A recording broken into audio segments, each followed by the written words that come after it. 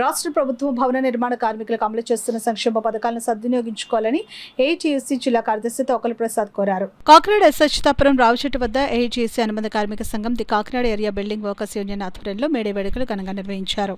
కార్యక్రమంలో భాగంగా నగర బిల్డింగ్ వర్కర్స్ యూనియన్ నాయకులు తోకల అన్నవరం అరుణ పతాకాన్ని ఎగురవేశారు. ఈ సందర్భంగా తోకల ప్రసాద్ మాట్లాడుతూ కేంద్ర రాష్ట్ర ప్రభుత్వాలు కార్మికుల సంక్షేమానికి అమలు చేస్తున్న సంక్షేమ పథకాలను సద్వినియోగించుకోవాలని అన్నారు. అనంతరం కార్మికులకు కేకులు పంపిణీ చేసి మేడే శుభాకాంక్షలు తెలియజేశారు. కార్యక్రమంలో తోకల ముఖేష్, రాజపల్లి ప్రసాద్, సతీష్ కార్మికులు పాల్గొన్నారు. యావత్ కార్మిక రంగం 8 గంటల పని దినాలు కొనసాగించాలని కార్మిక సంఘాలుగా కోరుతా ఉన్నాం.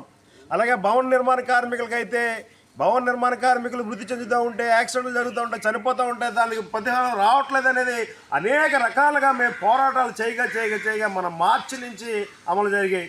దురదృష్టశాతం ఏంటంటే ఇంకా ప్రమాద యాక్సిడెంట్ క్లెయిమ్కి రావాల్సిన రాయితీలు రావడం లేదు. దానికి 5 లక్షల రూపాయలు వచ్చేది.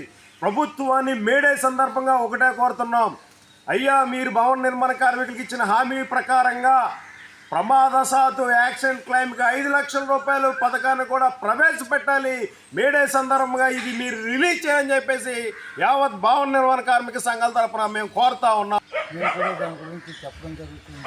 మీరందరూ కూడా మీ యొక్క చేసుకుంటూ మీకున్న ఈఎస్ఐలు అంటూ ఉంటాయి, అన్నీ కట్టుకుంటూ మీరు కూడా ముందుకు వెళ్ళండి.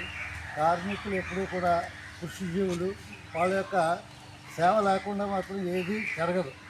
అంటే వ్యవసాయం చేయాలన్నా, మనం ఏదైనా బిల్డింగ్ కట్టాలన్నా, ఏది చేయాలి ప్రభుత్వం ఏది చేసినా ఏదో చేయాలన్నా కూడా కార్మికులతోనే ఉంది. కనుక ఈ అవకాశం ఇచ్చుకుంటున్నాను.